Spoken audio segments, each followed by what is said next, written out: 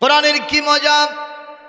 ১৫০০ বছর পেরিয়ে গেল, প্রত্যেকটি নামাজের প্রতিটি রাকাতে সূরাতুল ফাতিহা তেলাওয়াত আছে না নাই?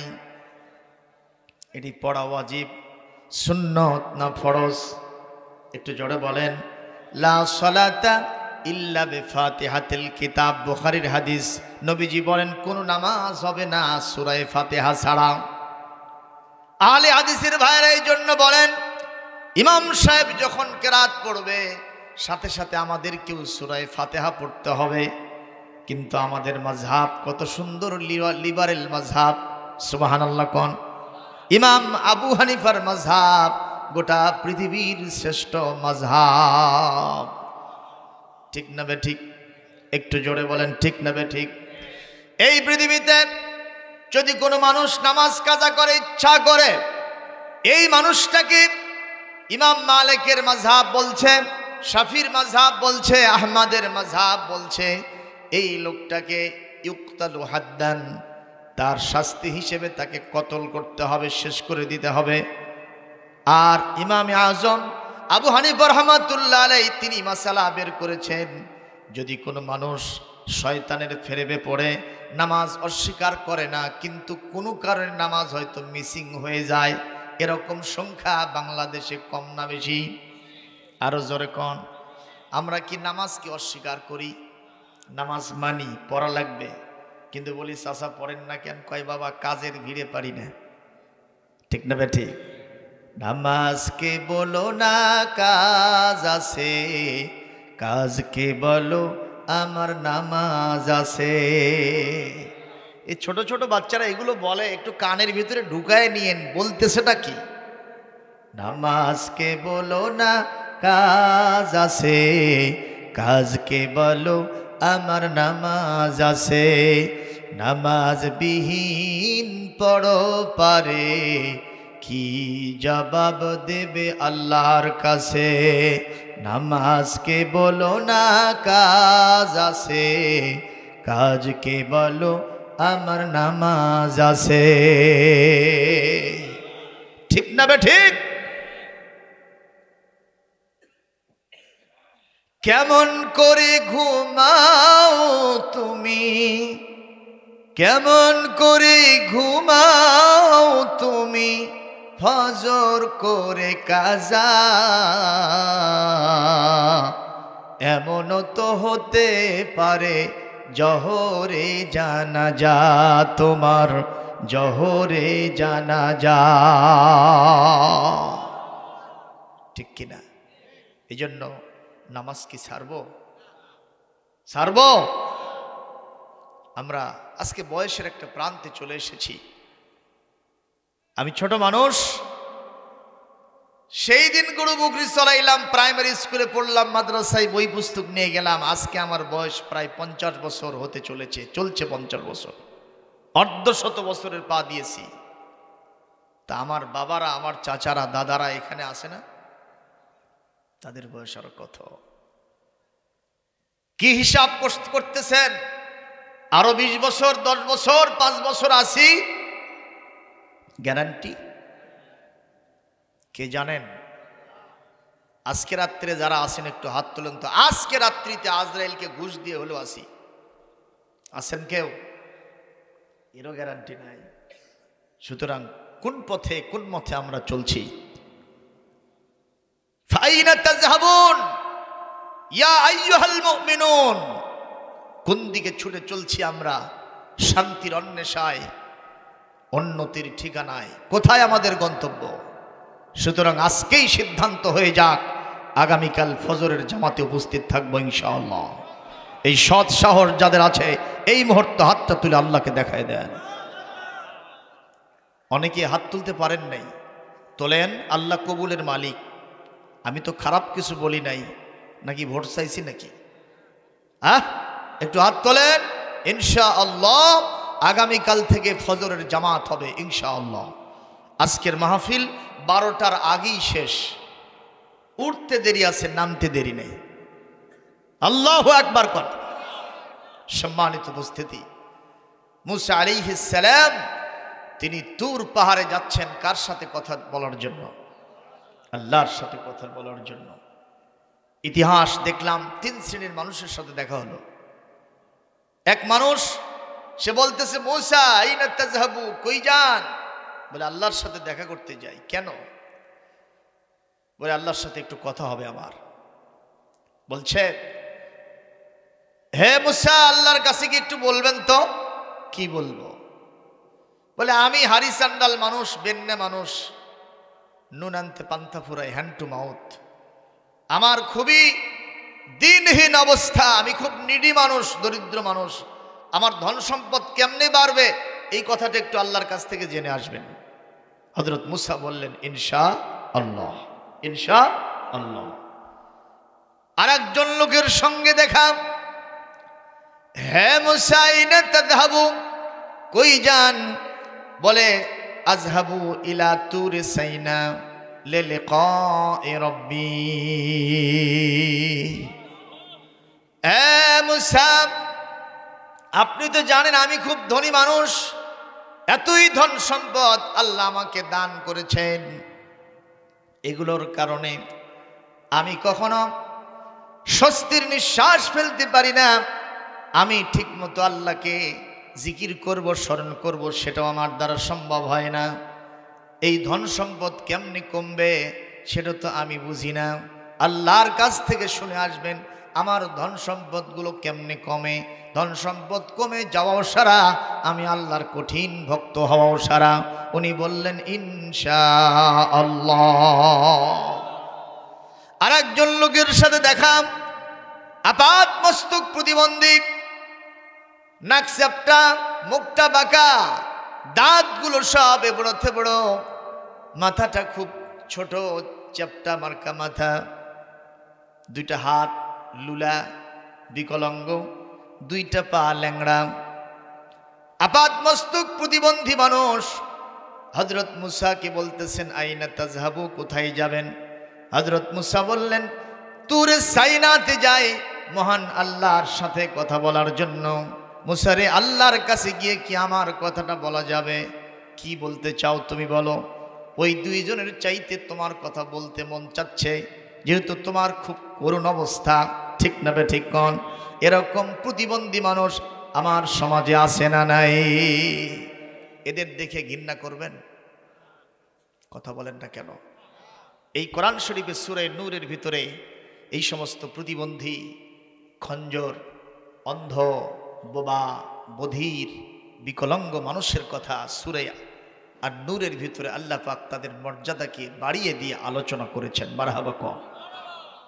এই কোরআন এমন এক মেঘনা কয়টা, এর ভিতরে আল্লাহ পাক ব্যালেন্স করেছেন, ইকুয়ালিটি কায়েম করেছেন, আদালত ইনসাফ করেছেন। এক জায়গায় গিয়া হাতিকে অনেক উঁচুতে উঠায় দিয়েছেন, আর এক জায়গায় হাতিকে জেরো বানায়া পিঁপড়াকে উপরে উঠায় দিয়েছেন। তাহলে কি ব্যালেন্স হলো না? ইকুয়ালিটি হলো না? সমান সমান হলো না? হাতি মনে করতে পারে আমার এত বড় দেহ, আমি তো শুধুমাত্র এই মানুষটাকে একটা জোরে আছাড় মেরে পেটের উপরে একটা পা দেব, ফট্টস করে আওয়াজ হবে, এর থেকে আর বেশি কিছু না। এরকম চিন্তা হাতি করতে পারে, পিঁপড়াকে দেখে অহংকার করতে পারে। এই কোরআনে কারীমে সূরাতুল ফিল নামে একটা সূরা আছে। কি সূরা? ফিল মানে কি? ফিল মানেই হাতি। আল্লাহু আকবার কোন? সেই সূরা ফিলের ভিতরে আয়াত সংখ্যা আছে মাত্র 5টা। কয়টা? কেউ বলেছেন 4টা। এক নিঃশ্বাসেই আলাম তারা পড়া যায়। কথা কয় না বাবা? যায় না? আর এই কোরআনের ভিতরে পৃথিবীর অন্যতম ছোট প্রাণী যার নাম পিপিলিকা, পিঁপড়া, তার নামে একটা সূরা আছে। সেই সূরার নাম হলো সূরাতুন নামল। 1টা নয়, 2টা নয়, 97টা আয়াত তার ভিতরে আছে। তাহলে হাতিকে আল্লাহর সূরা ফিলের মধ্যে ঢুকায়া একটু জিরো মার্কা বানায় দিয়েছে, আর পিঁপড়াকে নামলের ভিতরে ঢুকায়া তাকে হিরো বানায় দিয়েছে। পিঁপড়া মন খারাপ করছো কেন? আমি তো এই পৃথিবীতে কোরআন দিয়েছি মানুষের ভিতরে জাস্টিস করার জন্য, ইনজাস্টিস নয়। আমি তাদেরকে অবিচার করার জন্য কোরআন দেই নাই। কোরআন যেখানে থাকবে সেখানে সুবিচার দিয়ে ভরে যাবে। আরো আস্তে সুবহানাল্লাহ কোন, আরো আস্তে কোন। অনেকে ধারে কাছেই যায় না, খালি কোরআনের ফজিলত মার্কা আয়াতগুলো খালি পড়ে। হ্যাঁ, ফজিলতও পড়তে হবে, ফজিলত ছাড়া তো উদ্বুদ্ধ হওয়া যাবে না, কথা কন না কেন?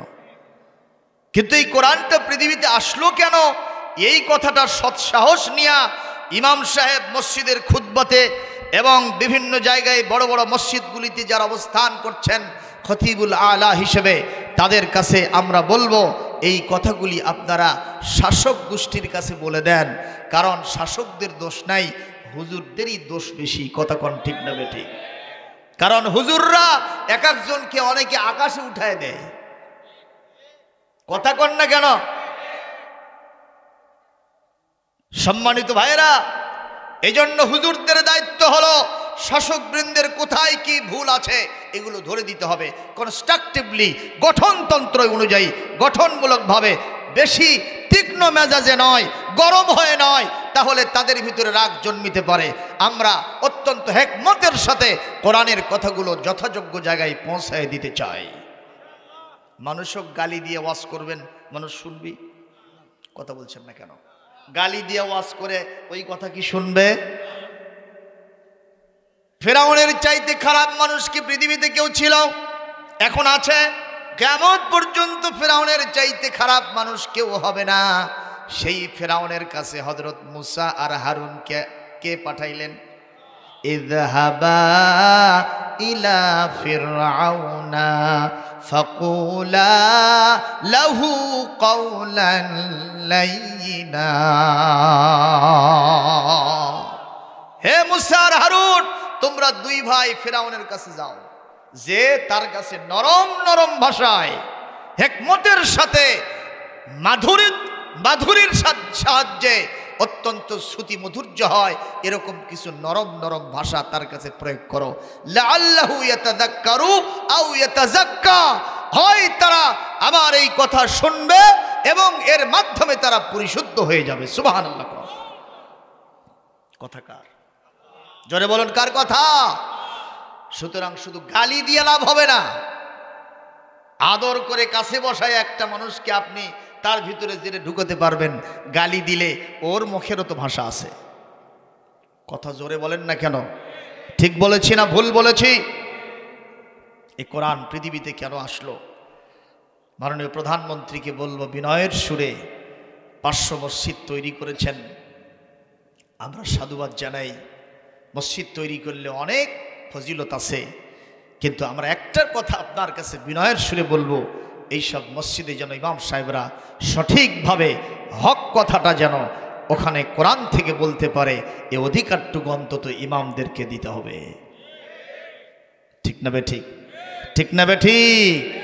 কি হবে বেঁচে থেকে, কি হবে বেঁচে থেকে অযথা বিদ্যা শিখে যদি না গড়তে পারি শোষণবিহীন সমাজটাকে? ঠিক না বেঠিক?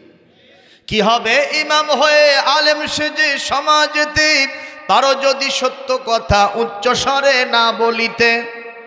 চাকরির ভয় করো যদি ছেড়ে দাও ওই না গদি, চাকরির ভয় করো যদি ছেড়ে দাও ওই না গদি। কি হবে ধোকা দিয়ে আল্লাহকে, কি হবে ধোকা দিয়ে বিবেকটাকে? কি হবে বেঁচে থেকে অযথা বিদ্যা শিখে যদি না গড়তে পারি শোষণবিহীন সমাজটাকে? জোরে বলি আমিন, আর জোরে বলি আমিন। কেন কোরআন আসলো? সূরাতুন নিসা 105 নম্বর আয়াত এখনই তেলাওয়াত দিচ্ছি, একটু জোরে আল্লাহু আকবার বলা যাবে? আমার সাথে কারো শত্রুতা আছে নাকি? ঘৃণা আছে? হিংসা? অতীতে যদি থেকে থাকে মন থেকে মুছে ফেলেন, ভবিষ্যতে যদি করেন সেটা পরের ব্যাপার, কিন্তু আজকে যখন বক্তা হইছি বাবা, আমার কথা শুনতে হবে। কারণ আমি যদি উল্টা পাল্টা বলি সেটা ভিন্ন কথা, কোরআন থেকে বললে আমার কথা না শুনে কেউ যেতে পারবেন না। রাজি? রাজি? রাজি থাকলে এক চাপুন। আল্লাহু আকবার।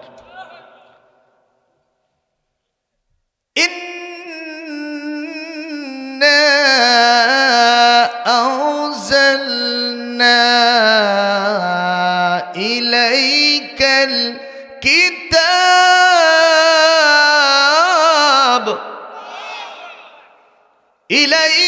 الكتاب بالحق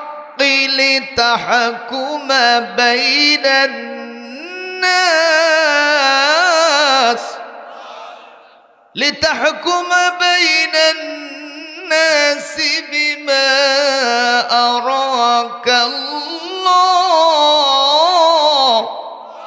ولا تكن للخائنين خصيما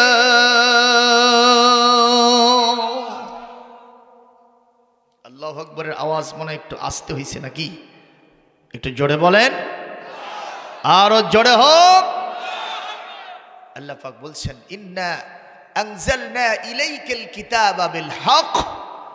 নবী হে, কোনো ডাউট নাই, সন্দেহ নাই, সংশয় নাই, কনফিউশন নাই, সত্য সহকারে কিতাব আপনার প্রতি আমি নাজিল করেছি। কেন?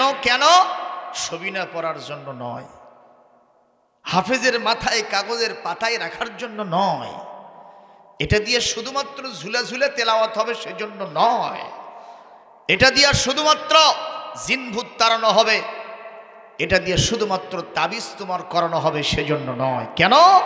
লিতাহকুমা বিমা বাইনান নাস বিমা আরাকাল্লাহ। আপনার আল্লাহ আপনাকে যেভাবে ইনস্ট্রাকশন দিয়েছেন সেইভাবে কোরআনের বিধান দিয়ে মানুষের ভিতরে জাস্টিস করতে হবে, ন্যায় বিচার কায়েম করতে হবে। একটু জোরে বলেন, আরো জোরে বলেন। এজন্যই তো কবি বলে আল কোরআনের পথ, এই পথই আসল পথ। একটু বলা যাবে আমার সাথে? এগুলো পুরাতন গজল, আজকের বক্তাটাও পুরাতনই মাল, শুধুমাত্র নতুন পোস্টার বানায়া লেবেল লাগায়া আজকে সেটিং দিছে। আজকের বক্তা কি পুরাতন মাল না নতুন মাল? আর লেবেলটা নতুন। সুতরাং কথা শুনতে কোনো সমস্যা আছে? আমি কি কুমিল্লা থেকে আসছি নাকি? পাশের লোক, আশেপাশে আরো অনেক মাহফিল আছে, সবগুলিতে আপনাদের যেতে হবে। এবার আমি মাহফিল নিতে চাই না, কিন্তু জোর করে দেন আপনারা। কি এখানকার কর্তৃপক্ষ আমাকে বলবে আমি কি নিতে চেয়েছি? বারবার ইনসিস্ট করেছেন। আবুল কালাম সাহেব বসে আছে, এই যে মধ্যপাড়া, কয় তারিখ আছে? 27 তারিখ। কিসের 12 তারিখ? নভেম্বরের 27 তারিখ মধ্যপাড়া। এখান থেকে কত দূর? 5 মিনিট লাগবে, তার চেয়েও কম। 27 তারিখে আসবো ইনশাআল্লাহ, সেখানেও থাকতে হবে আপনাদের। মনে করবেন না যে ওই পুরাতন মালি তো আসতেছে, কি আর কবে। কিন্তু এই কোরআন হলো ওয়াজের ডিপু। মারহাবা কোন? নতুন নতুন ওয়াজ কত শুনবেন, সব কোরআনের মধ্যে দিয়েছেন কে? সুতরাং একই কথা সব জায়গায় বলার অভ্যস্ত আমি নই। আল্লাহু আকবার কোন? ওখানেও যেতে হবে। আপনারা দিবেন আর ওয়াজ শুনবেন না? প্রত্যেকটা বাড়ি থেকে লোক উপস্থিত করবেন, পারবেন? একজনও যদি বাড়িতে থাকে একেবারে দরজায় লাথে লুত্তে সবগুলো নিয়ে আসবেন ইনশাল্লাহ। তাই বলে আবার লাথি মারেন না, একটু ফন্টন দিয়ে নিয়ে আসবেন। কষ্ট হচ্ছে আপনাদের? আল্লাহ পাক বলছেন ওয়ালা তাকুল লিল খাইনিনা খসিমা। নবী হে, যারা খেয়ানতকারী তাদের জন্য তর্ক বিতর্ক করবেন না, তাদের পক্ষ অবলম্বন করবেন না। কোরআন দিয়ে বিচার ফয়সালা করবেন, গোটাটা সমাজ ন্যায় বিচার দিয়ে ভরে যাবে। সুবহানাল্লাহ। আরো জোরে বলেন সুবহানাল্লাহ। আমরা কাফিল উদ্দিন সরকার সাহেবকে বলবো, আপনি ঠিকই বলেছেন, সব কথা বলতে পারলেন। যে আলেমরা জেলখানায় আছে তাদের পক্ষ থেকে একটা কথা মাননীয় প্রধানমন্ত্রীকে কাছে পেয়ে আপনি বললেন না কেন? আপনার কাছে জিজ্ঞাসা থাকলো, ঠিক না বে ঠিক? আমার গতকাল মাহফিল ছিল শিবগঞ্জ, গত রাতে বিশাল মাহফিল। এখানে আর কয়টা লোক, বেলতলি ঈদগাহ ময়দান, 2 দিন ব্যাপী প্রোগ্রাম। কালকে প্রথম দিন, আজকে দ্বিতীয় হচ্ছে। তো সেখানে প্রধান অতিথি যিনি ছিলেন তিনি উপজেলা আওয়ামী লীগের সেক্রেটারি জেনারেল পৌর মেয়র তৌহিদুর রহমান মানিক ভাই, তিনি বললেন আপনারা শুধু আমাদেরকে গালি দিবেন তা হবে না, আমরা যে অনেক ভালো কাজ করেছি সেগুলো আপনারা বলবেন না, সেগুলোও বলবেন, আর আমরা যে সমস্ত খারাপ কাজ করছি সেগুলোও ধরায় দিবেন। আমি বললাম ভাইজান আপনার কথা সাধুবাদ জানাই, আল্লাহু আকবার কর। ঠিকই তো, ভালো কাজ আছে না, কথা কন না কেন, ভালো কাজ আছে না? এই যে রাস্তাঘাটগুলো যেগুলো হচ্ছে এগুলো কি একেবারে মামুলি? আমার উলামিন যুক্তিবাদী করছে যে একটা লোকক যদি চোখ বান্ধে নিয়ে এসে ছেড়ে দেওয়া হবে 20 বছর আগে মরে গেছে, তো এটা বলবে যে বোধহয় আমেরিকার নামছি আমি, ঠিক না ভাই, ঠিক কন? তো ভাইরা ঠিকই রাস্তাঘাট সুন্দর হয়েছে, এটা ভালো, মসজিদ হয়েছে মডেল মসজিদ, এটা ভালো। আমি তখন বললাম মাননীয় প্রধানমন্ত্রী এতগুলো ভালো কাজ করেছেন, একটা ভালো কাজ করেন, যতগুলি আলেম আমার আমির হামজা মামুনুল হক সহ যারাই জেলখানা আছে সবাইকে বের করে দেন, এটা আরেকটা ভালো কাজ হয়ে যাবে, ভালোর সাথে ভালো যোগ হবে। বলে আমিন, আরো জোরে কর আমিন। এটাই তো হওয়া দরকার, ভালো কাজের জন্য প্রশংসা, খারাপ কাজের জন্য সমালোচনা, কনস্ট্রাকটিভ এবং সেটা গঠনমূলক। এইটা যদি বাস্তবায়ন হয়ে যায় আল্লাহর রহমতে সমাজের ভিতরে আর কোনো সমস্যা থাকবে না। তবে একটা কথা, যে সংবিধান আছে এটা দিয়ে হবে না, লাগবে কোনটা? সুবহানাল্লাহ কোন, এইটা ছাড়া আবার হবে না। যাক সে কথা, আজকে আমি কোরআনে কারীম নাজিল হওয়ার প্রেক্ষাপটটা কি শুধুমাত্র এইটাই বলে দিলাম। কোরআন নাজিল হয়েছে মানুষের মাঝে বিচার ফায়সালা করার জন্য, যিনি বললেন তিনি কে? আল্লাহ বলেছেন। সুতরাং আসুন আজকে এই মহা মেঘনা কালটা কোরআনে কারীম থেকে কিছু আলোচনা শোনার জন্য, বলার জন্য চেষ্টা পাই। ওমা তৌফিকি ইল্লা বিল্লাহ আলাইহি তাওয়াক্কালতু ওয়া ইলাইহি উনীব। আমি সেই মহান আল্লাহর প্রতি মাসিয়াত নিয়ে এই মুহূর্তে আলোচনা শুরু করছি। কোরআনে কারীমের 6 নম্বর পারা 5 নম্বর সূরা, সূরার নাম সূরাতুল মায়েদা, আয়াত নম্বর 35 অর্থাৎ 35 নম্বর আয়াত। জোরে বলুন কত? 35। এদিক থেকে মুসা আলাইহিস সালাম যার সাথে কথা বলছিলেন তিনি কে? একটা প্রতিবন্ধী মানুষ, আপাদ মস্তক। লোকটা বলল আমার অন্য কিছু কথা নাই, একটাই কথা, আল্লাহকে গিয়ে বলবেন এই সমাজের কেউ আমাকে দেখতে পারে না, বাড়ির লোকদের আমি বোঝা হয়ে গেছি, রাস্তাঘাটের সবাই আমাকে সমালোচনা করে, আমি নিজের কামাই নিজে খাইতে পারি না, মানুষের উপরে নির্ভরশীল, আবার একটু হাত পেতে চাবো সে সুযোগও নাই। তো আল্লাহ আমার মতো এই ধরনের একটা নাদান মূর্খ একটা অপাঙ্ক্তেয় ব্যক্তিকে কেন সৃষ্টি করলেন? অঙ্গ প্রত্যঙ্গ কিচ্ছু নাই, সুতরাং আমাকে বানানোর উদ্দেশ্য আল্লাহর কি, এটা আল্লাহর থেকে আপনি জেনে আসবেন। হযরত মুসা বললেন ইনশাআল্লাহ। এই 3টা কথা শুনবেন না, শেষে বলবো ইনশাআল্লাহ। জোরে বলি ইনশাআল্লাহ। এখন তাফসীর শুরু হচ্ছে সূরাতুল মায়েদার আয়াত নম্বর 35। 3টা কথার ভিত্তিতে আজকের আলোচনা সীমাবদ্ধ থাকবে। কয়টা? 3টা। 1 নম্বর, আল্লাহ পাক বলেন ইয়া আইয়ুহাল্লাযীনা আমানুত্তাকুল্লাহ, হে ঈমানদারগণ তোমরা মহান আল্লাহ আমি আল্লাহকে তোমরা যথাযোগ্য পরিমাণে ভয় করো। জোরে বলি আমিন। 2 নম্বর, অবতাগু ইলাইহিল ওসিলাতা, সে আল্লাহকে পাওয়ার জন্য একটা মিডিয়া, একটা বাহানা, একটা ওসিলা তালাশ করো। সুবহানাল্লাহ। 3 নম্বর, ওয়াজাহিদু ফি সাবিলিহি লাআল্লাকুম তুফলিহুন।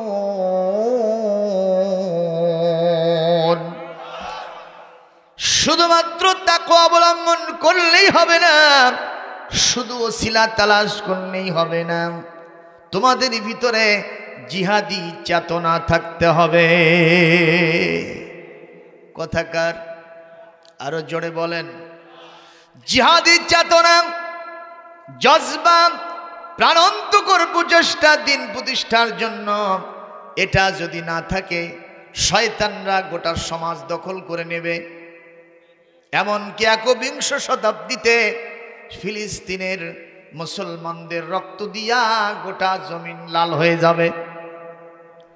আজকের পত্রিকা সাক্ষী, ফিলিস্তিনের গাজা সিটি, গাজা শহরটা এখন শিশুদের কবরস্থানে পরিণত হয়ে গেছে। এ পর্যন্ত 5000 শিশুকে তারা হত্যা করে ফেলেছে। আজকে দৈনিক সংগ্রামে লিখেছে, ইউসুফ নামের মাত্র 3 বছরের একটা শিশু, যেরকম কয় বছর, 3 বছরের শিশু, আর তার বড় ভাই, মা বেঁচে আছেন, দাদি বেঁচে আছেন, আর বাবা একজন বিশেষজ্ঞ ডাক্তার। ইউনুস খান ইউনুস মেডিকেল কলেজে হাসপাতালে তিনি চাকরি করেন, সেখানে থাকেন। এ পর্যন্ত ওই 7 অক্টোবর থেকে উনি বাড়িতে আসেন নাই, সব সময় শুধু সেবা যত্ন দিয়ে গেছেন, আহতদের পরিচর্যা করেছেন। আল্লাহু আকবার বলেন। ওনার কলিজার ধন সন্তানেরা গত পরশুদিন রাত্রিতে মাকে বলেছে, মা রাতের খাবার খাবো, একটু খাবারের ব্যবস্থা করেন। মা রান্নাঘরে গিয়ে খাবার যখন রান্না করা শুরু করেছে, আশেপাশে মুহুর্মুহু গুলির আওয়াজ, আর আকাশ থেকে বম্বিং, বিমান হামলা, স্থল হামলা, চতুর্দিকে ধোঁয়ায় অন্ধকার হয়ে গেছে, গগন বিদারী আওয়াজ। মা আকর্ষণ, মা চিন্তায় থাকলেন, তার ভিতরে অজানা চিন্তা, না জানি কোনো আঘাত এসে আমার বাড়িটাকে উড়ায় দেয়। এ কথা বলতে না বলতেই আকাশ থেকে একটা বিমান হামলা হলো।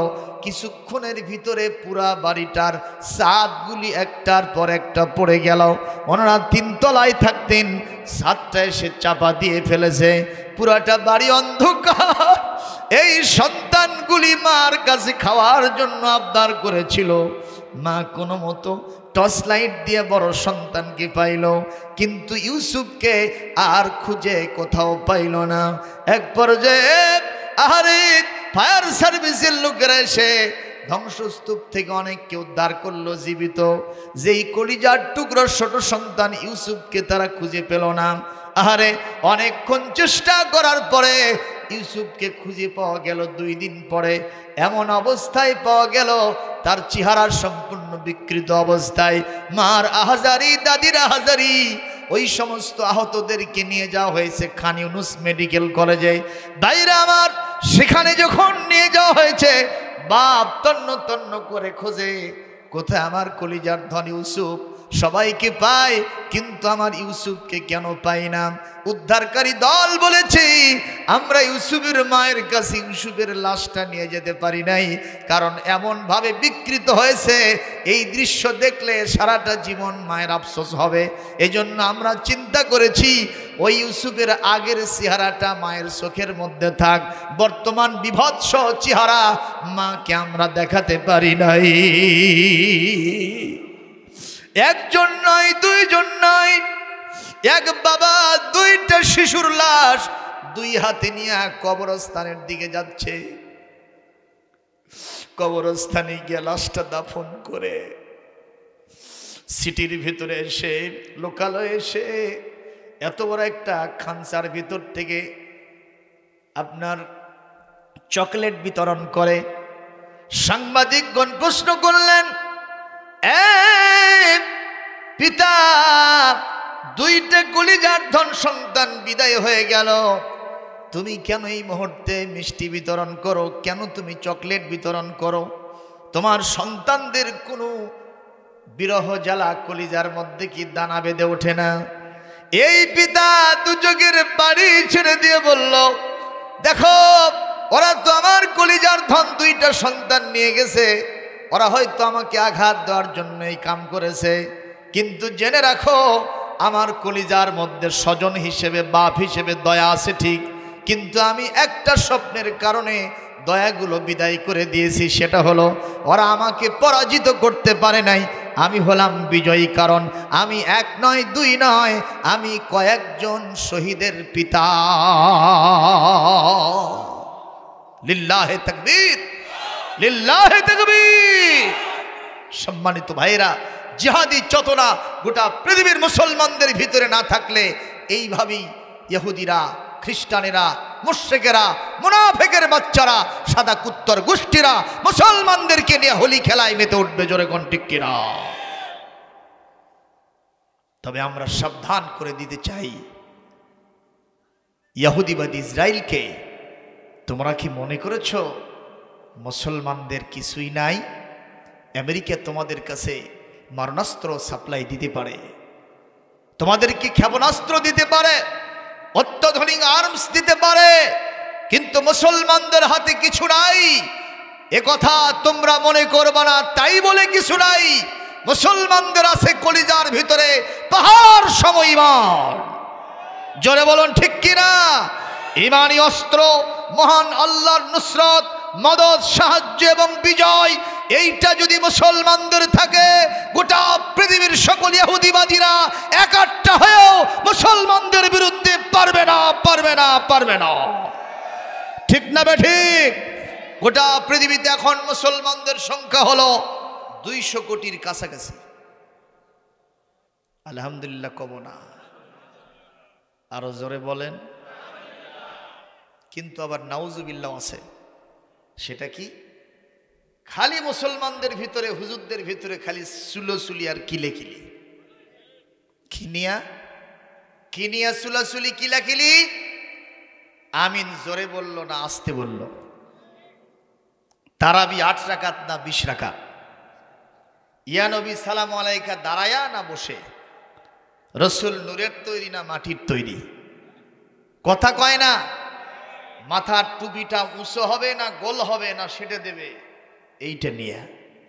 সেই দিন এক বক্তা আমাকে বলতেছে, হুজুর আমার এই ব্যাগের ভিতরে দেখেন সব ধরনের টুপি রাখছি।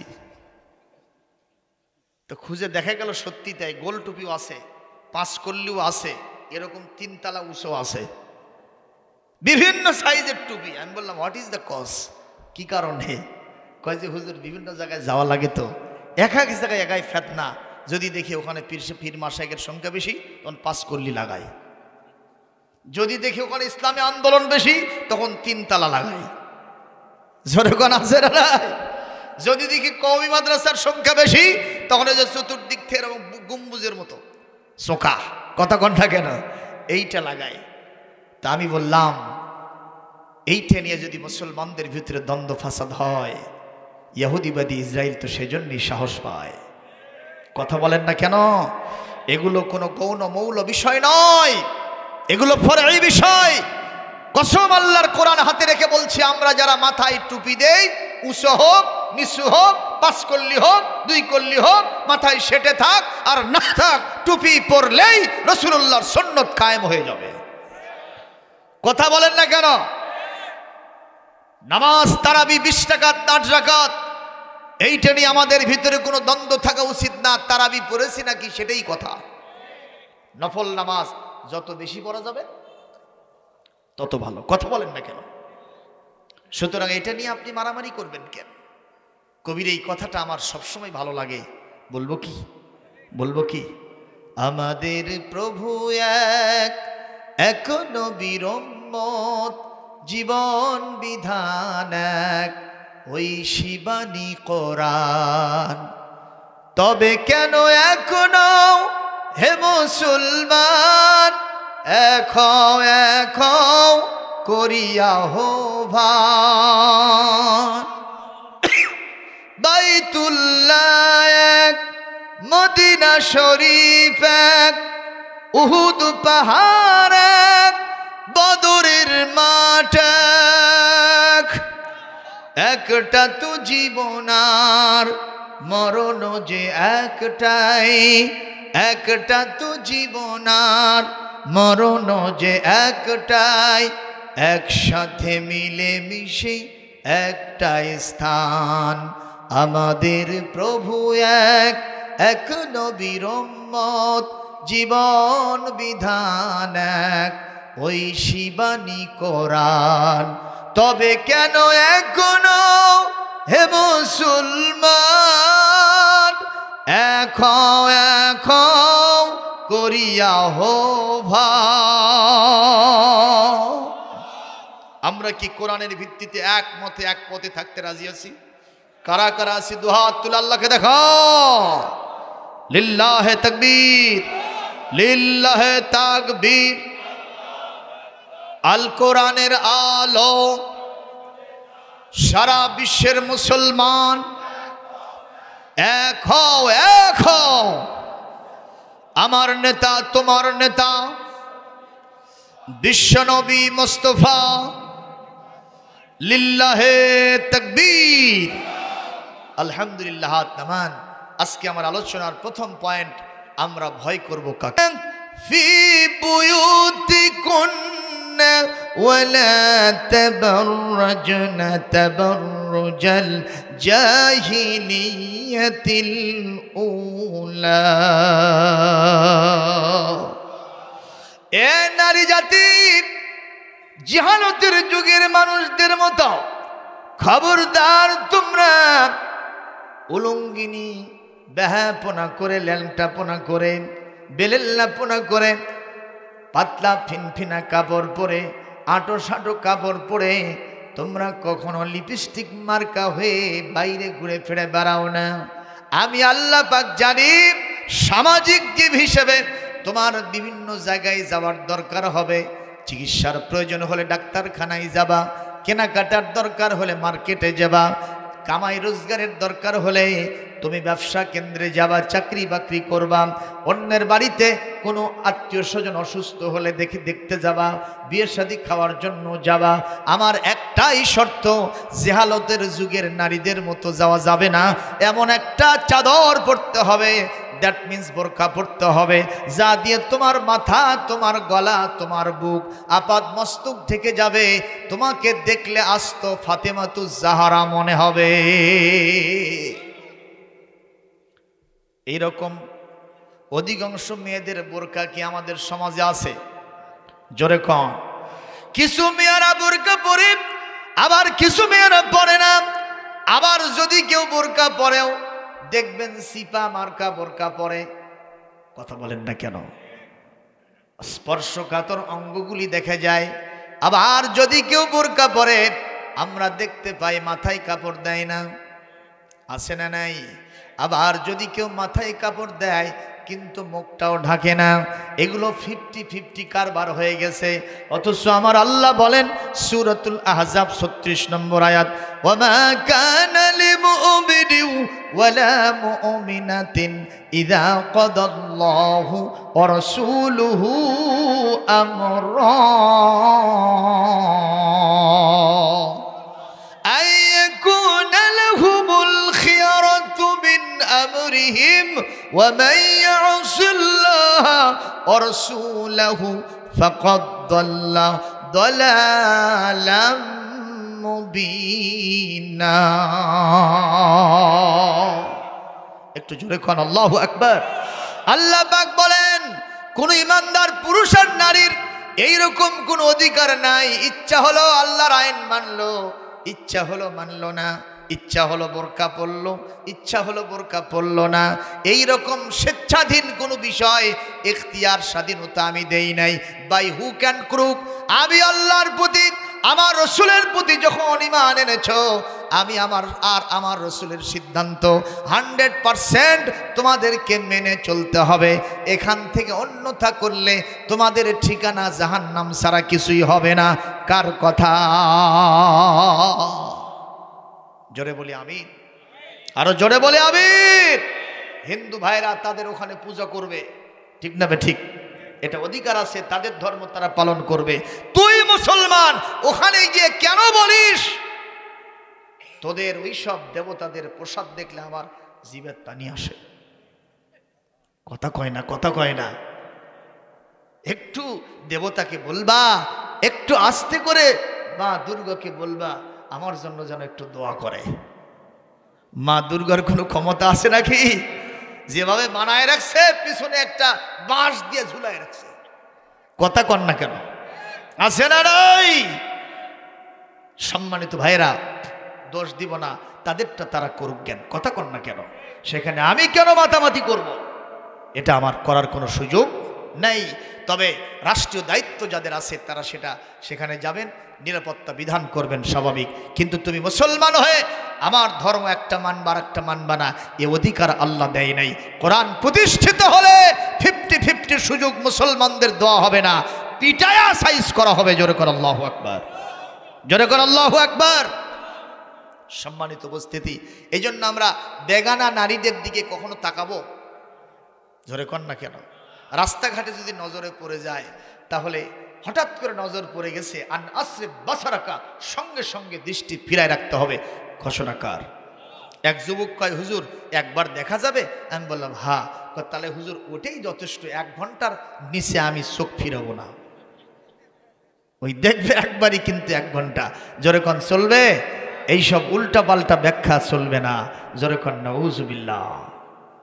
বাইরে আমার এই সাহাবী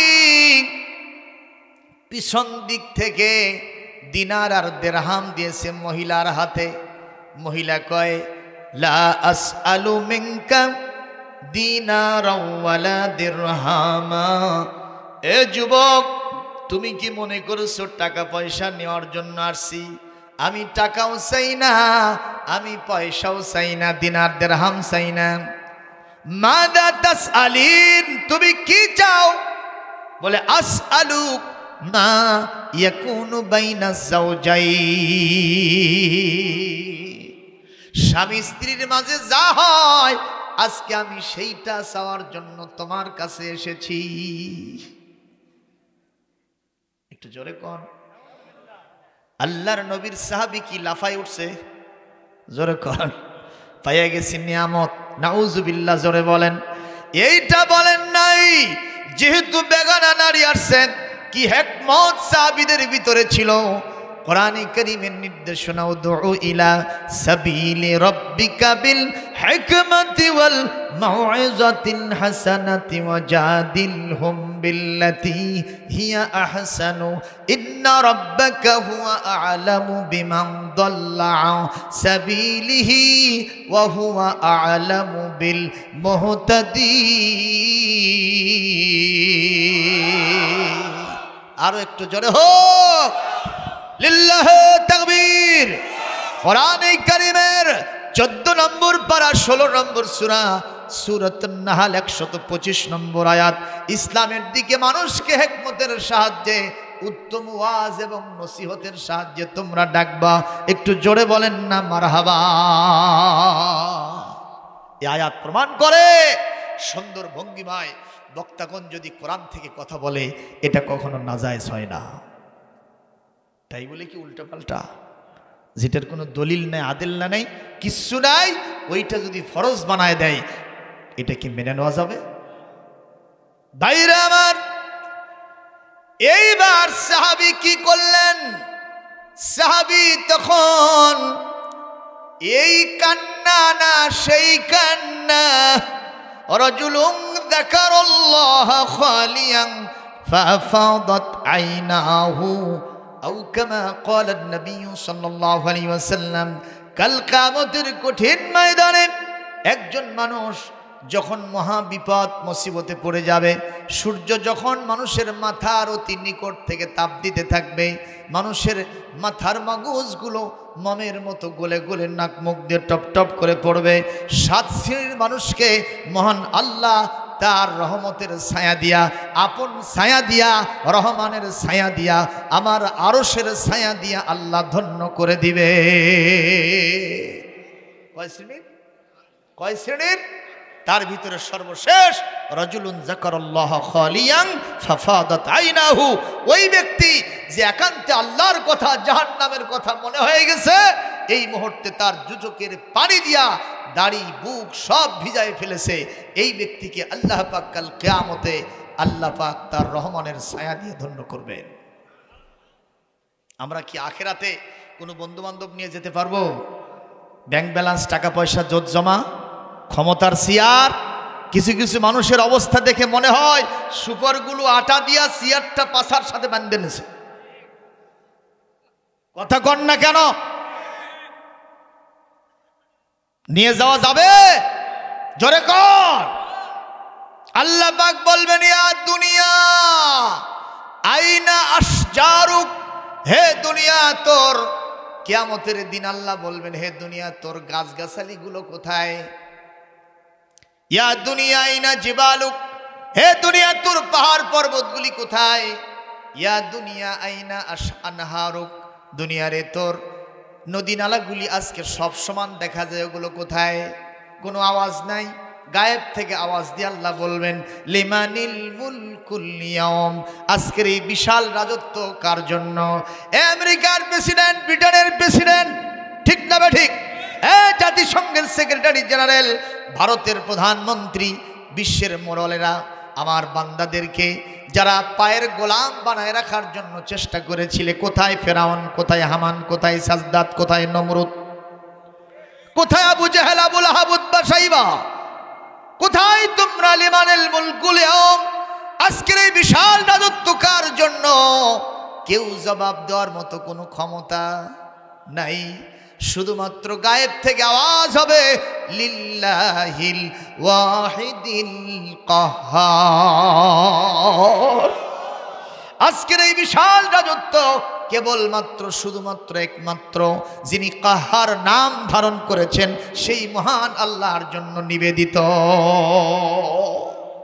সুবহানাল্লাহ, জোরে কর সুবহানাল্লাহ, জোরে কর। কষ্ট হচ্ছে?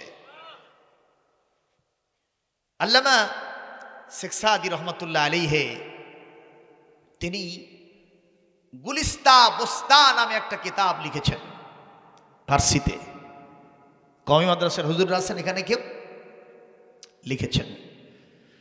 তো এখানে তিনি একটা ঘটনার অবতারণা করেছেন। বলবো কি শোনার মতো কান আছে?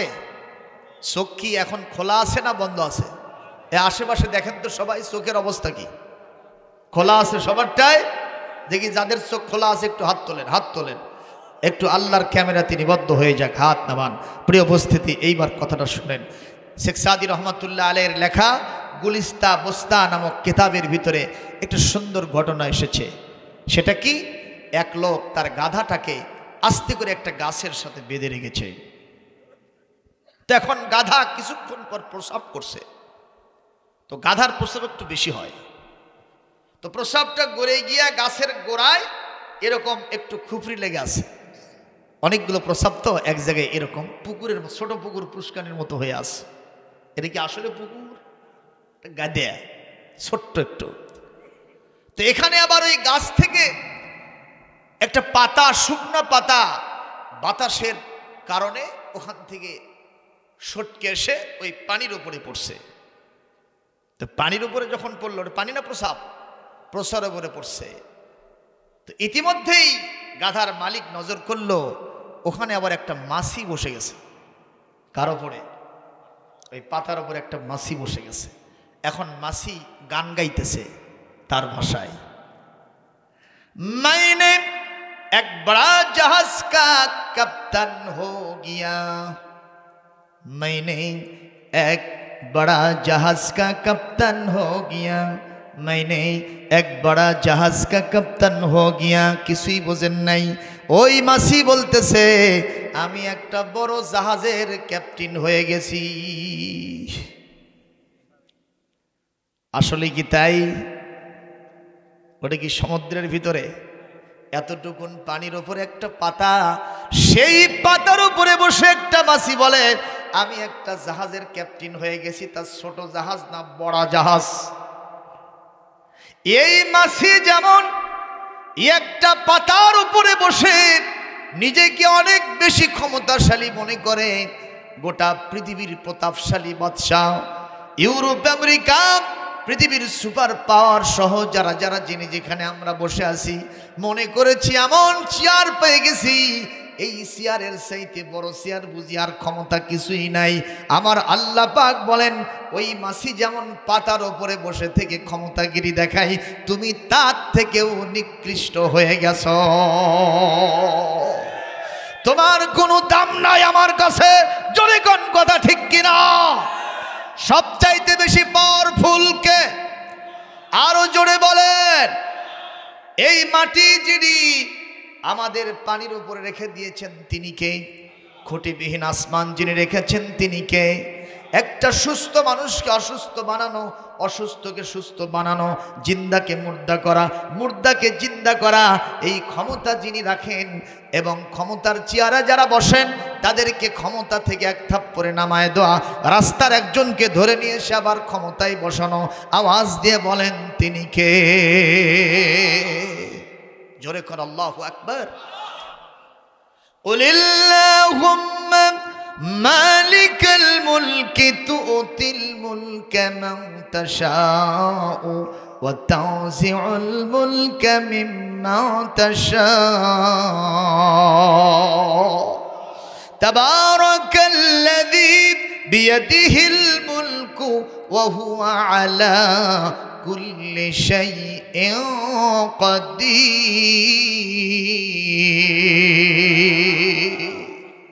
ক্ষমতার উৎস কে? সুতরাং তাকে ভয় করতে হবে। রাজি আছেন ইনশাআল্লাহ? এই মুহূর্তে সাহাবীর এই কান্না না সেই কান্না মনে আছে? এমন কান্না, দু চোখের পানি ছেড়ে দিয়া বুক ভাসায় দেয় আর কান্দে, ফুপিয়ে ফুপিয়ে কান্দে। এই মহিলা চিন্তা করলো অবস্থা তো এখন অন্যদিকে যায়, যে হারে কান্না করছে, এই ছেলেটা যদি এখন মরে যায় আমার হাতের দড়ি লাগবে, আমি তো আসামি হয়ে যাব। সুতরাং এখানে আর থাকা যায় না। মহিলা ব্যাগিয়ার মেরে নিজের জানটা বাঁচায় ওখান থেকে পালায় চলে গেছে। কিন্তু আল্লাহর ওলি সাহাবীর কান্না তখনও বন্ধ হয় নাই, কারণ তার ভিতরে আল্লাহর জাহান্নামের ভয় ঢুকে গেছে। আল্লাহু আকবার, জোরে কর। ভাইরা আমার, আল্লাহ রাব্বুল আলামিন বলেন ওয়ালা তাকরাবুজ জিনা ইন্নাহু কানা ফাহিশাতাও ওয়া সাআ সাবিলা। কোরআনে কারীম 15 নম্বর পারা 17 নম্বর সূরা বনী ইসরাইল আয়াত নম্বর 32 আল্লাহ পাক ইরশাদ করছেন, এই পৃথিবীতে খবরদার তোমরা কেউ জিনা ব্যভিচারের নিকটবর্তী হবে না, কারণ জিনার চাইতে, ব্যভিচারের চাইতে, ধর্ষণের চাইতে খারাপ কাজ আর পৃথিবীতে হতে পারে না। কথা বলেন না কেন? সেই জিনা এখনো আমার দেশে হয় কি হয় না? আর এই বড় ফোনটা যখন এসে গেছে, আরে গোটা সমাজটা দূষিত হয়ে গেছে। একটা 7 পড়া ছেলে আর মেয়ে, দুইজনের ভিতরে প্রেম শুরু হয়ে গেছে। একটু জোরে বলেন ঠিক না বে ঠিক? এটা এক জায়গা দুই জায়গা না, গোটা সমাজের 80% আজকে এই বিধিতে আক্রান্ত হয়েছে। কথা বলেন না কেন? আমরা মাননীয় প্রধানমন্ত্রীকে বলবো, সরকার বাহাদুরকে বলবো, এই জাতিকে যদি বাঁচাতে চান আকাশ সংস্কৃতি নিয়ন্ত্রণ করতে হবে। আমার সাথে একমত? তাছাড়া সমাজ রক্ষা হবে না। গভীর রাত্রিতে মাহফিল থেকে যাচ্ছি, পাথারের ভিতরে বাবা দুইটা ছেলে, রাত তখন 2টা বাজে, ওরা বসে থেকে ওই মোবাইল দেখতেছে। চড়ার ভিতরে একা একা দুইজন বসে আছে, গভীর রাত। আমরা যে কার গাড়ি নিয়ে পার হয়ে গেলাম, ওই তাকায় দেখলো না যে ওই কে যায়। এটা ভয়ের ব্যাপার আছে না, যে এত রাত্রে পুলিশ এলো না আর্মি এলো, তো দেখি তো। ওই টেনশনই নাই, ওই খালি ওই দিকে দেখতেছে। কতক্ষণ না কেন ভাইয়া? আহা ভাইরা আমার, এই সাহাবী এখনো তার কান্না বন্ধ হয় নাই। ইন দ্য মেন টাইম যে বন্ধু বাজার করতে গেছিলেন মনে আছে? উনি বাজার করে নিয়ে তাঁবুর কাছে ফিরে এসেছেন। আসার পরে তাঁবুর কাছাকাছি হয়েছেন, কিন্তু তাঁবুর ভিতর থেকে ফুঁপিয়ে ফুঁপিয়ে কান্নার আওয়াজ আসে। উনি চিন্তা করলেন নিশ্চয় আমার বন্ধু কাঁদতেছেন। কেন কান্দে এই কারণটা আমি জিজ্ঞেস না করে ছাড়ব না। ইতিমধ্যেই তিনি পিছন থেকে সালাম দিয়েছেন।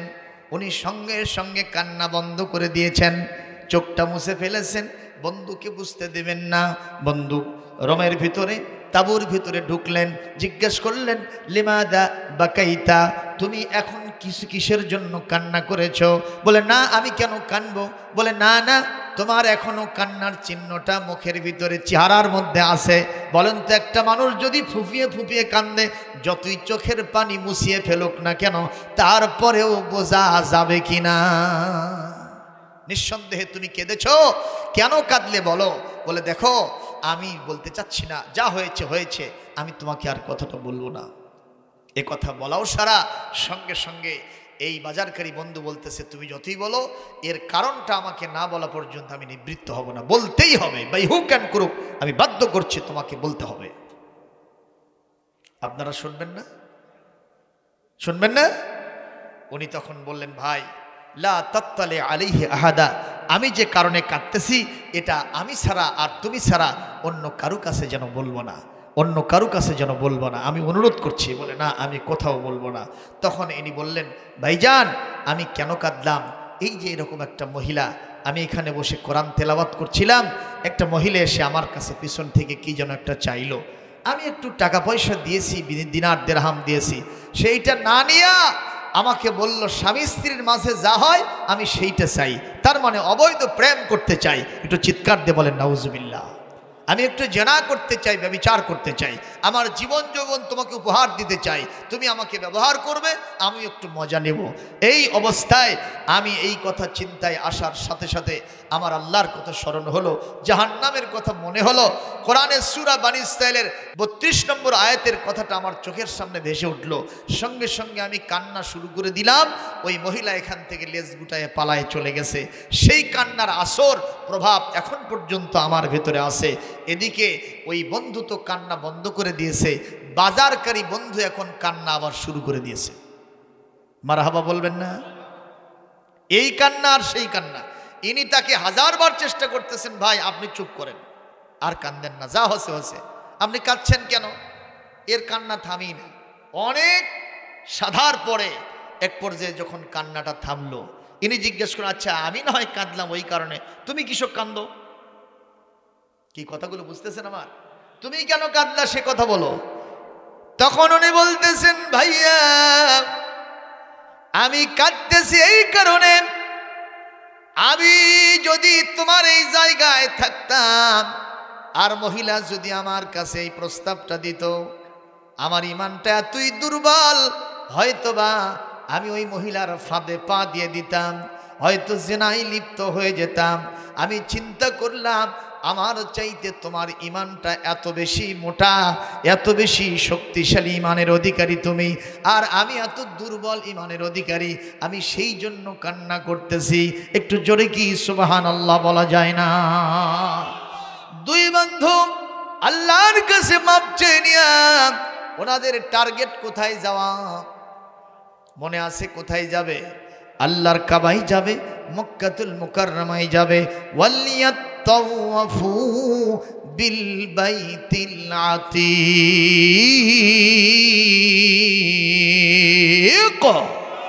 একটু জোরে করেন আল্লাহু আকবার, আরো জোরে বলেন না আল্লাহু আকবার। ভটভটিয়া তো কি হলো? এত রাত তাও ভট ভট ভট ভট করতেছে।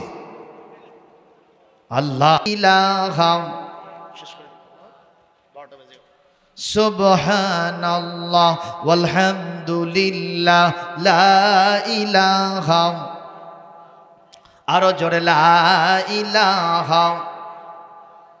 এই বসে যাও, বসে যাও, পোলা হবে এখন, বসো বসো বাবা, আর যায় না, বসো বসো, একটু বসে যাও। কষ্ট হচ্ছে আপনাদের? কষ্ট হচ্ছে ভাই? আহা, আমাদের সবাইকে কবরে যেতে হবে। এই সুন্দর মাহফিলটা যদি আমাদের জন্য নাজাতের ওসিলা হয়, ভালো হবে না খারাপ হবে? এটা জোরে বলেন, ভালো হবে না খারাপ হবে? জীবনে কত কি উপার্জন করলাম, কবরে যাওয়ার সাথে সাথে বলেন তো আমাদের চেহারাটা কি এরকমই থাকবে? মাটি চাপা দিয়ে থুয়ে আসবে রে, কি হবে? কবি বলছে 6 দিন পরে নখ খসে যাবে, 6 দিন পরে নখ খসে যাবে, 9 দিন পরে চুল।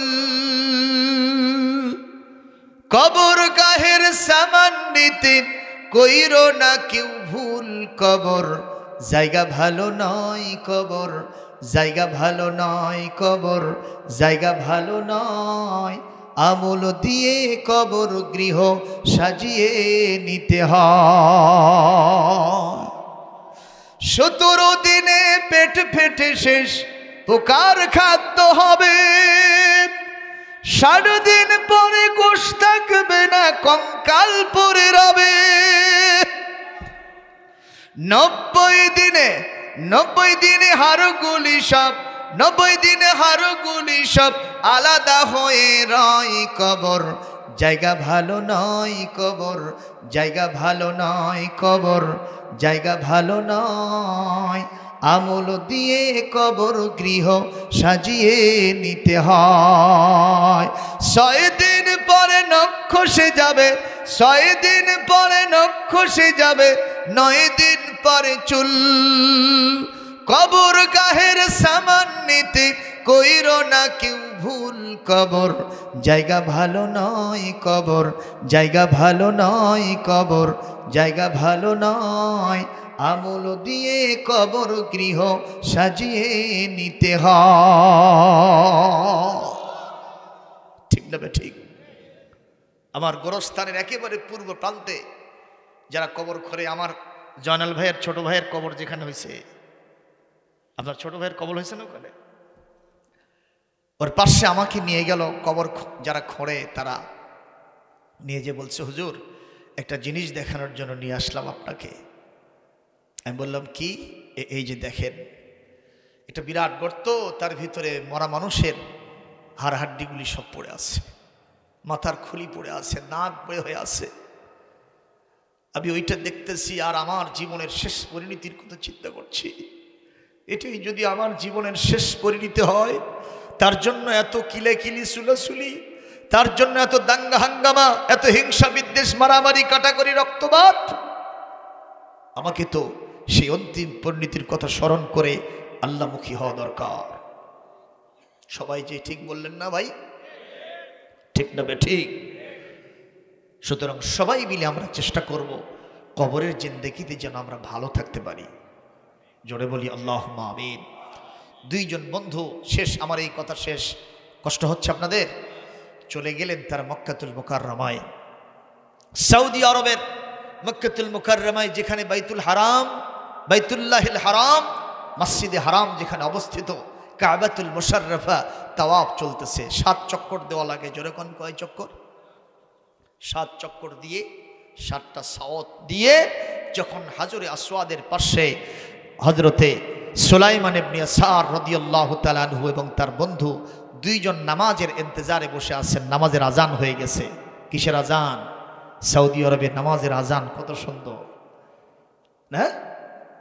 হাইয়া আলাস সালাহ, হাইয়া আলাস সালাহ,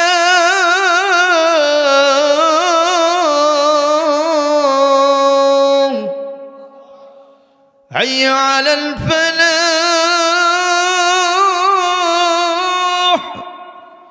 হাইয়া আলাল ফালাহ।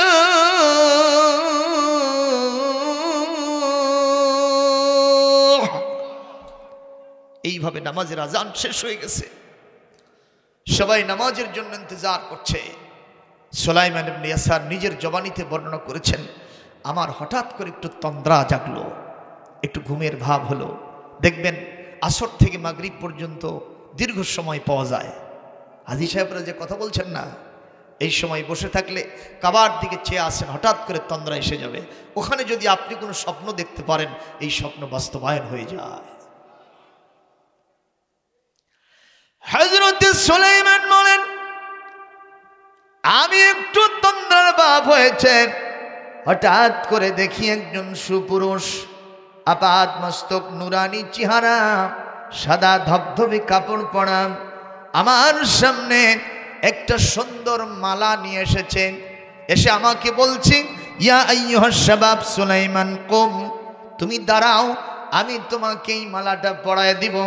আমি জিজ্ঞেস করলাম, মান আনতা, হু আর ইউ, মিন আইনা জিতা, আপনি কে, কোথা থেকে আসছেন? আপনাকে তো আমি চিনি না। উনি বলছেন, আমি আর কেউ নয়, আমি ইউসুফ ইবনে ইয়াকুব, আমার বাপের নাম ইয়াকুব আর আমি হলাম ইউসুফ। আমি জান্নাতের ভিতরে ছিলাম। সুবহানাল্লাহ। আজকে তুমি যে আমলটা প্রদর্শন করছো আবওয়া প্রান্তরে, তাবুর মধ্যে, আমি চিন্তা করলাম আল্লাহ রাসূলের সাহাবী যে আমলটা প্রদর্শন করেছে, আমি ইউসুফ জুলাইখার পাল্লাই পড়ছিলাম। জুলাইখা আমাকে এত ফুসলাইছিল, কোনোদিন তার ডাকে সাড়া দেই নাই। একদিন এক্সপেরিমেন্টলি অন্তত তার ডাকে সাড়া দিয়া আমি তো রোমের ভিতর পর্যন্ত গিয়েছিলাম। কিন্তু তুমি আমার চাইতে এত বেশি শক্তিশালী ঈমান আর তাকওয়ার অধিকারী, তুমি মহিলার দিকে তাকাও নাই, মহিলাকে চান্স দাও নাই।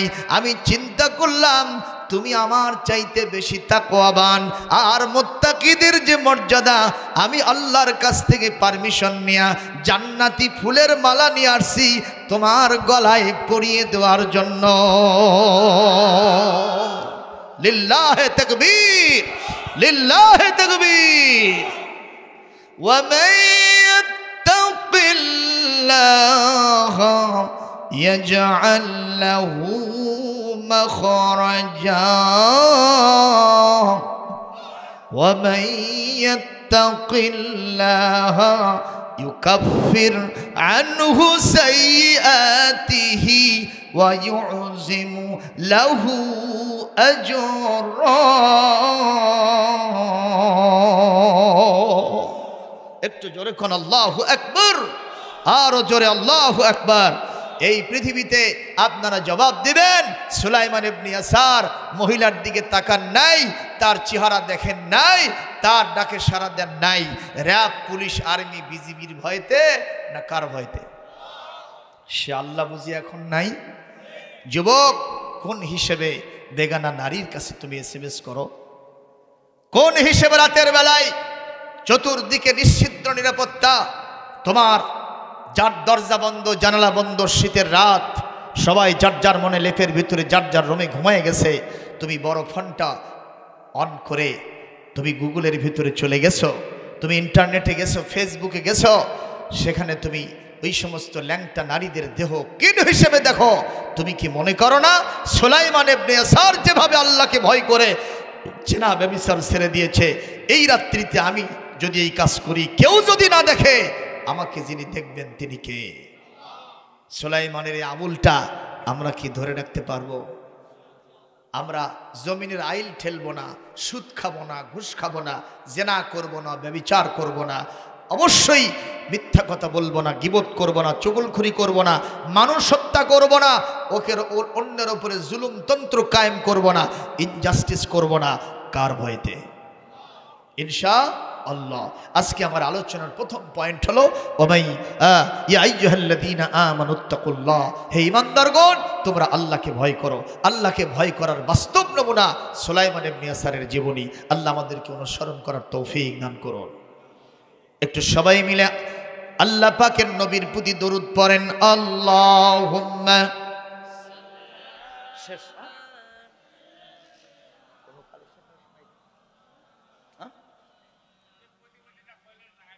জি মাওলানা মুহাম্মদ সাল্লাল্লাহু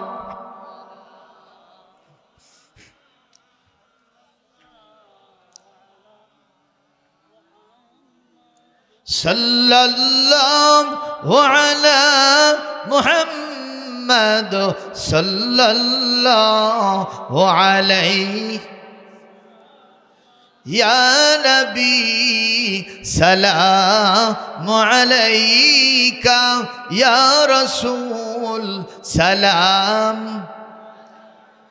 ইয়া হাবিব সালামু আলাইকা সালাওয়াতুল্লাহ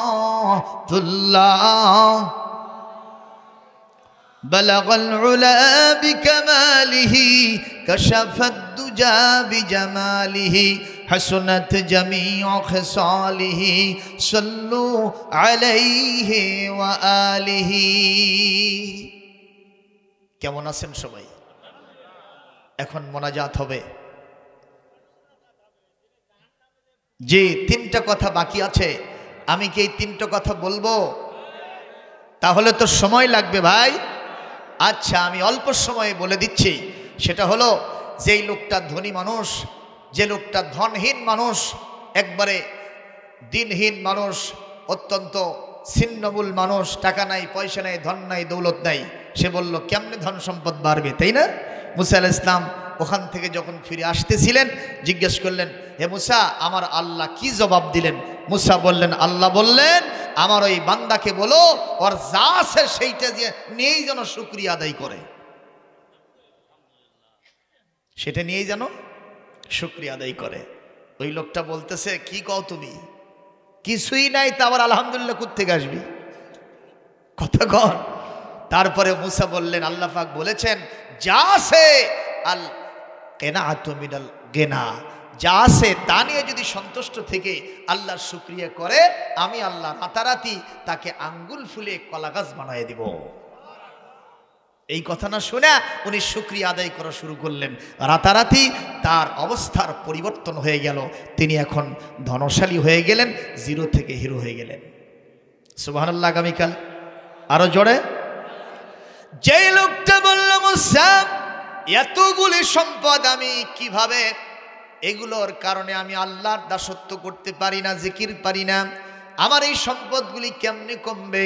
আল্লাহ বলে দিয়েছেন, এ ধনশালী মানুষ, তুমি আল্লাহর শুকরিয়া করা বাদ দেবা। কি করবা? আল্লাহর শুকরিয়া আদায় করা বাদ দিবা, দান সদকা করা বাদ দিয়ে দিবা।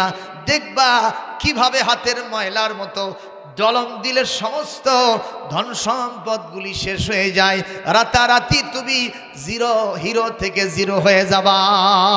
মারহাবা। এই জন্য সম্পদ থাকলে শুকরিয়া করব কার? আরো জোরে। জোর হলো না।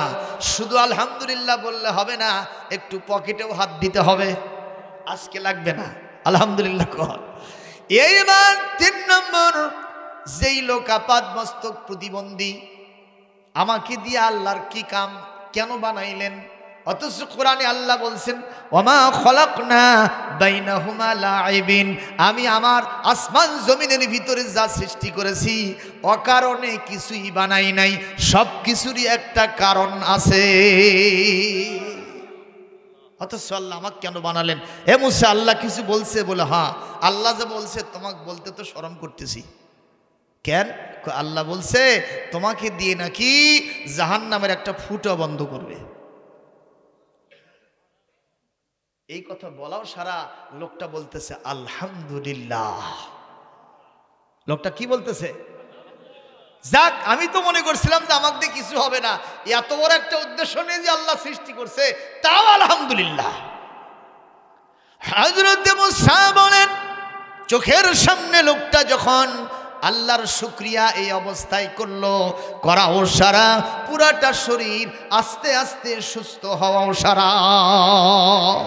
লা ইন শাকারতুম লা আযীদান্নাকুম ওয়া লা ইন কাফারতুম ইন্না আযাবী লাশাদীদ। আমার শুকরিয়া করলে আমি অবশ্যই তোমাদেরকে বাড়ায় দিব। জোরে কোন আমিন। আর কথা বাড়াবো না।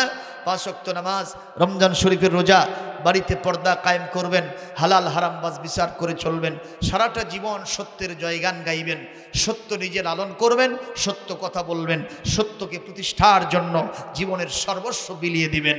আমাকে আপনাকে জান্নাতে পৌঁছায় দিবেন কে?